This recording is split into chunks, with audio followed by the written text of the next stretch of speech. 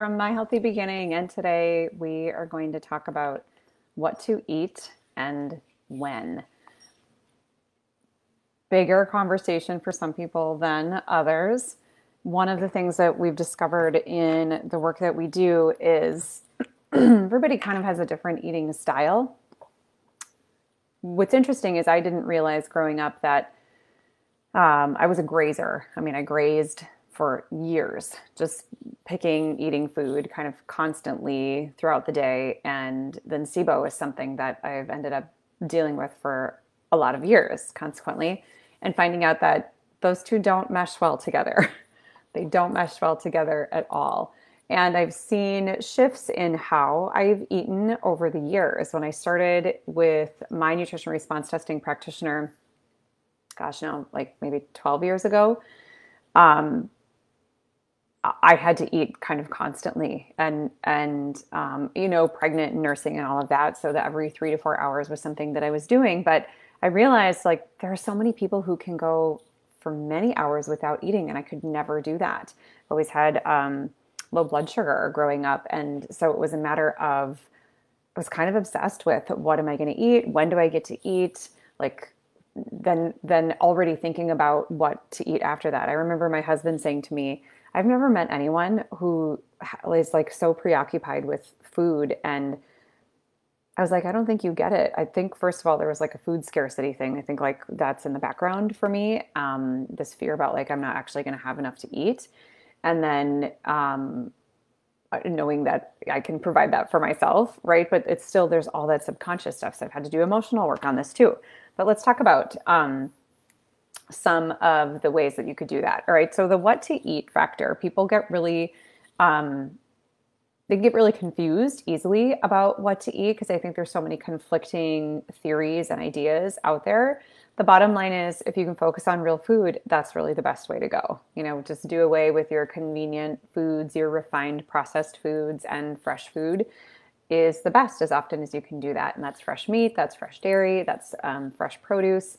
We talk a lot about utilizing the EWG app, which you can just get on your phone. It's the Environmental Working Group app. You can just download it to your phone. It's free. And they have a list they put out every year called the Dirty Dozen and the Clean 15. So that'll really have you in a helpful manner focus on what is it that you can afford to put in your budget for natural and organic foods and which ones you can, slide by using. We don't have all organic food in our refrigerator. Most of it is natural and organic. It depends on what store I'm at. It depends on where, but it's all real food, if that makes sense. And if I have to buy produce that's non-organic, it gets washed in our Thieves. We use the Thieves household cleaner from Young Living, and I just dilute that down. And the same bottle that's used as a cleaning spray, to be honest with you, is used to clean our produce. So that's what's happening when you're at my house. And the other thing is to stick in the world of your macros. So focusing on your protein, your healthy fats, and your colorful carbs. And so that's also a really easy way to kind of batch or compartmentalize what you're eating if you're overwhelmed by, okay, where am I going to start when I want to make these changes? So your proteins, your clean proteins, and if you are a meat eater, you're going to include your clean grass-fed meats in here. Eggs can go in here. And your colorful carbs, as we say colorful, because, in Minnesota, if you look at a plate, it's like the color of my shirt, right? It's mashed potatoes and it's pasta and it's cereal and it's bread like that. So if you can add more color to your plate, so you've got a lot of variety, a lot of like it's pretty to look at, it's aesthetically pleasing.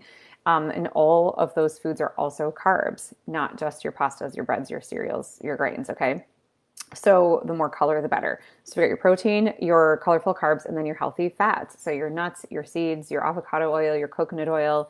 I'm probably missing things at the moment for whatever reason, but those are your three macro categories to be putting in. And the when conversation, the when to eat what you're eating is also another rabbit hole. I think we could probably have, 3 more conversations about what that looks like. But some people choose intermittent fasting. I jumped into that about a year and a half ago. It's one of the best things I've ever done for my health. With SIBO being a part of my background, it is a a way to rest my digestion, the intermittent fasting. And having been someone who dealt with low blood sugar all along, I didn't think that that was possible. I didn't think it was actually a thing for me to, consume, like to have a break in eating for more than 4 hours without feeling like jittery and lightheaded and having all of that happen. And I mean, I can go 16 to 18 hours on the regular and I've never felt better. It's amazing for me. So may not be for you. And I didn't start there. Okay. I started with, I think I just started with a 12-hour fast because I was totally freaked out by the idea, but we can have another conversation about that. The other is a place to start is making sure that you are eating every 3 to 4 hours. That could also kind of, if you look at it from the other perspective, maybe you're eating 5 to 6 small meals throughout the day. So maybe you're having like your 3 squares, your breakfast, lunch, dinner, and managing that portion size. I'm not a calorie counter, and I'm not like a please measure your food before you put it on your plate person. That just seems like no fun to me. So just manage what you're eating so that you've got your breakfast, lunch, dinner, and then maybe just pop in like a mid-morning snack, a mid-afternoon snack. Some people find that it helps to regulate their blood sugar by having something before they go to bed, and like a carb or like a healthy fat in a carb, like say yogurt and granola, something like that. So if you're talking about kiddos specifically, they really love to run on that 3 to 4 hours. Mostly they're kind of like human garbage disposals. But inside of watching my own body and the fasting conversation in the last year and a half, I don't jump on my teenagers quite so much anymore about, you have to eat breakfast. Oh my gosh, it's 10 o'clock and you haven't eaten breakfast yet.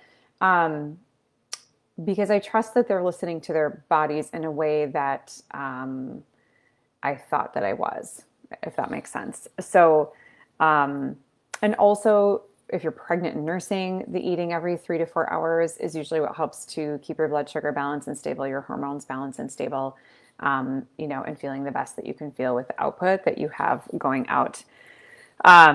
If you have more questions, please leave your comments below. Happy to answer them for you in the topic of what to eat and when. And I can see an intermittent fasting conversation coming up here soon. So thank you for joining us.